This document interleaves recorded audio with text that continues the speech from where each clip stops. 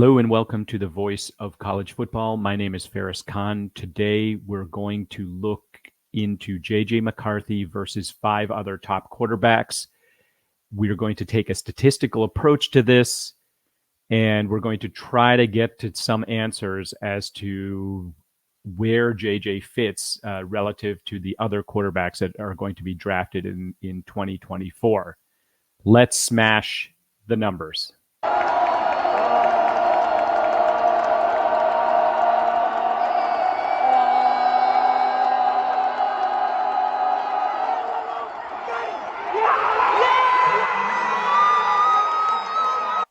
It's time to smash the numbers.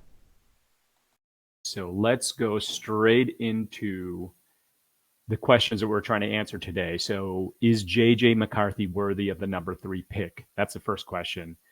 The second question is, what situation would suit him? Then we're going to kind of go into, is he a game manager? Is that what he is? And then at least try to understand what his floor and ceiling are. So we're going to try to answer all of those, but we're going to first look at JJ versus the other 5 top quarterbacks. So first of all, we've got in tier 1, and I think this is probably a consensus. Tier 1 is Caleb Williams, Jaden Daniels. Both of them, Caleb Williams is 22 years old, Jaden Daniels is 23. They are expected to go number 1 and number 2. There is some talk of Drake May maybe slipping into the number 2 slot, and maybe JJ McCarthy could do that as well. Drake May and JJ McCarthy are 21 years old versus 22 and 23 respectively for Caleb Williams, Jaden Daniels. So just sort of keep in mind, what could these quarterbacks do in a year or maybe 2 years if you're looking at Jaden Daniels. And then we've got what it looks to be a consensus tier 3, and that would be Michael Penix and Bo Nix. Both of them are about 24 years old. And so another question, think of what JJ or Drake May might be in 3 years, because they are 3 years younger than Michael Penix and Bo Nix. So I think a lot of times a pretty large factor when NFL GMs are making decisions is the age of the quarterback. So there's the concept of tread on the tires, which might apply more if they were running backs, but there is that concept. But there's also the learning curve of what is the potential with these quarterbacks. I think one of the appeals of JJ McCarthy also is the fact that he is he runs a pro style, so it's easy to see how he would fit with an NFL team relative to other teams. Relative to other quarterbacks, because they're in a different system. All right, we're going to take all the numbers that you see here. Go ahead and take a screenshot if you want to kind of see what what their sports reference numbers are. That's where this is all taken from. And what I did is I translated that into this heat map. Some of the columns in this heat map, I decided not to count in kind of a weighting system. Others I did, and I gave every quarterback a score between -5 and +5 based on their statistics in that column. So what are the columns? Well, we've got age, games played, and I do think that's an important statistics because it shows that they got to a conference title game, or they got to the playoffs, etc. Completions per game. So I did normalize it, and I'm using completions per game as a category here. Completion percentage, yards per game. Again, I normalized it in terms of the number of yards per game instead of the raw number of yards. Yards per attempt, adjusted yards per attempt. So I picked one of these two. Adjusted yards per attempt is a sports reference formula. So I use the more advanced statistic in this case. Then we've got touchdowns per game, normalized. I took the normalized version. We've got interceptions per game. We've got the touchdown to interception ratio.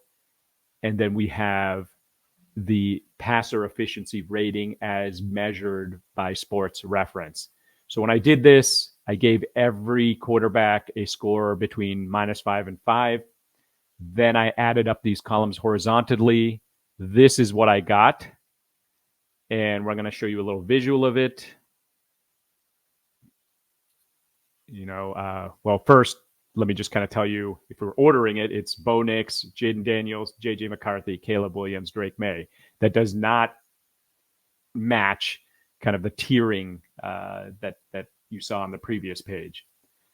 All right, so let's look at this from a visual perspective. So we have two that are clearly positive. So those are Bo Nix and Jaden Daniels. We have two that are clearly negative, which are Michael Penix and Drake May. And Drake May is a very large negative score there.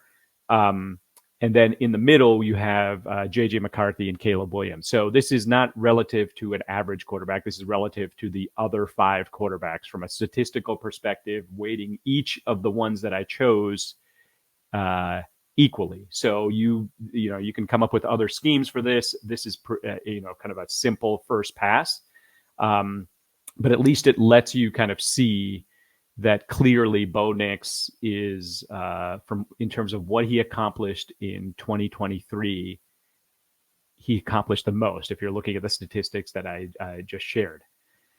Now, another thing that I did is, there's a lot of talk of, is JJ McCarthy the 2.0 of Brock Purdy or Daniel Jones or Mac Jones?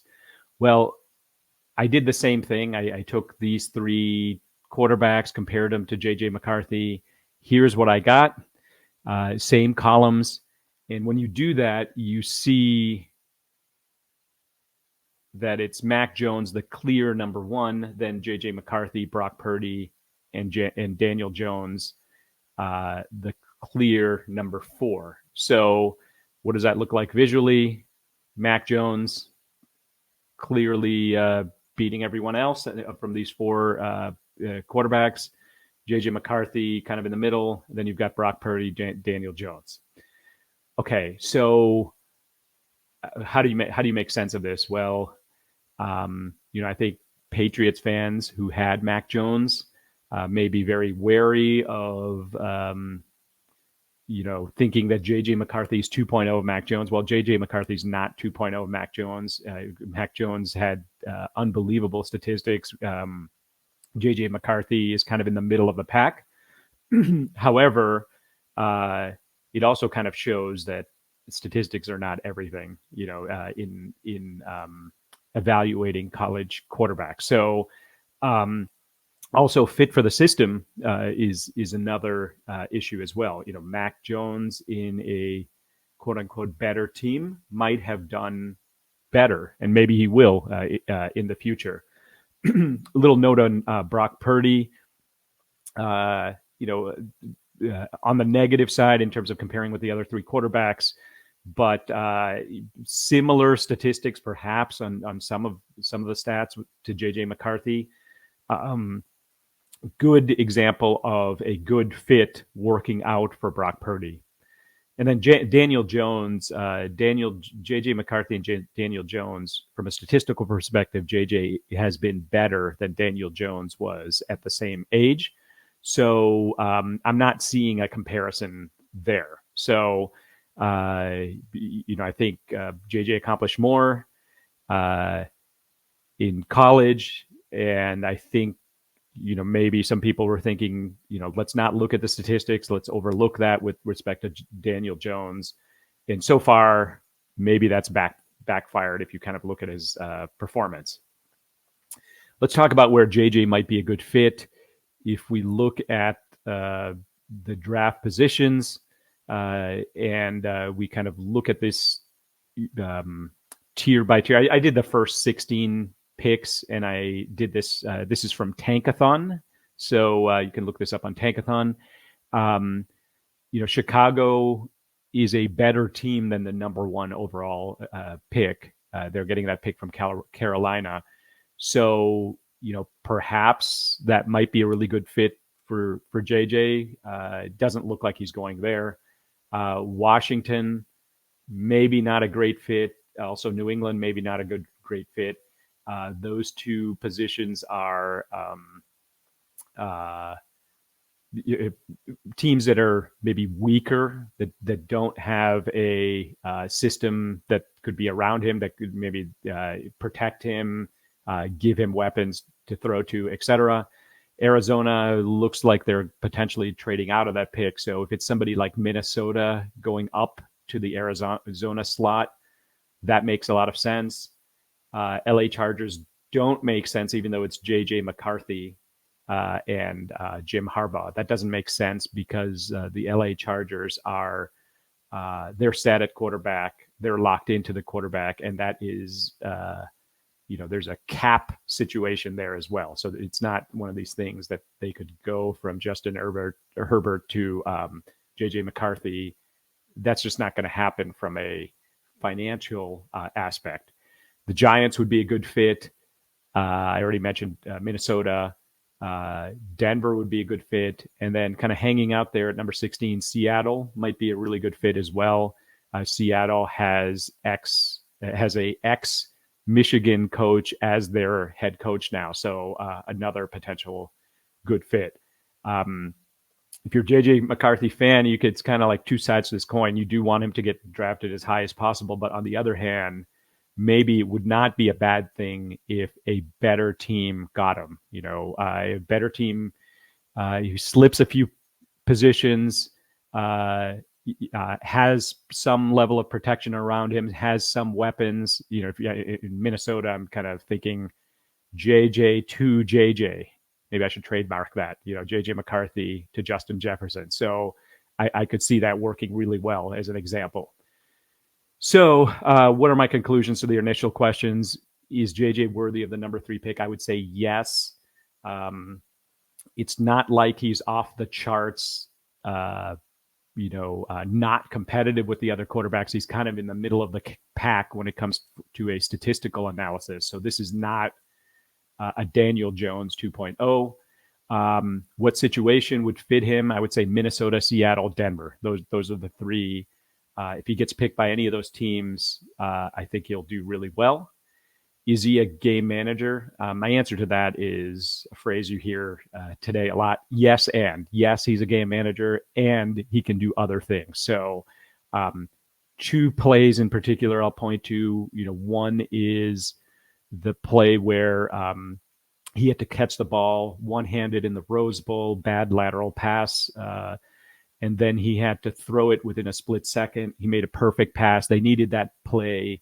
I'm not sure how many other quarterbacks could do that. The game went into overtime, so they needed that play. I'm not sure how many other quarterbacks can catch a ball one-handed, know they're going to get crushed, and then still throw a perfect pass to get a first down. The other play is not even a passing play. It's the play where he handed off to Corum in the 2022 Big Ten championship game. He handed the ball off. Corum ran for 67 yards, but 30 yards down the field, JJ was able to kind of outrun the entire Iowa defense, deflect, kind of block 2 guys so that Corum could get that touchdown. That is the kind of cementing play where when other players on the offense see him do that, they're totally behind him, regardless of whether they're younger or older players, et cetera. So I feel like that was a really great cementing play for him. So look up those 2 plays. Let me know what you think with respect to that. What is his floor and what is his ceiling? I would say his floor is high as a game manager, but his ceiling is also high. And I don't think people are really taking into account that he can throw the ball 61 miles per hour, which is pretty elite. Number 2 to only Joe Milton for all those quarterbacks who tried throwing with the radar gun. He also has 4.5, 4.6 speed, somewhere in there. I just mentioned that one play. His football speed is very fast. He's very elusive. So I think there is a lot there. And he has learned between 2022 and 2023 how to plant and then throw. And he can do this when you're thinking he's scrambling for 3 or 4 or 5 yards, but then he gets a touchdown or he gets a 20-yard gain with a pass. He can do this now, and he knows how to plant, something he didn't really understand maybe in 2022. It's much better in 2023. He can also roll left and throw, which is somewhat rare. I would say it's very rare for a 20-year-old, at the time, 20-year-old to be able to do. So bottom line is, I think he could be anywhere from, I'm not going to say second pick, I'm going to say third pick to New England, but I don't see him slipping out of the top 10. And there's a very good chance he could be the best quarterback of the entire group. And part of it does depend on where he goes. Let me know what you think in the comments. I'd really appreciate some feedback on this. And as we get closer to the draft, I will also look at some other Michigan players.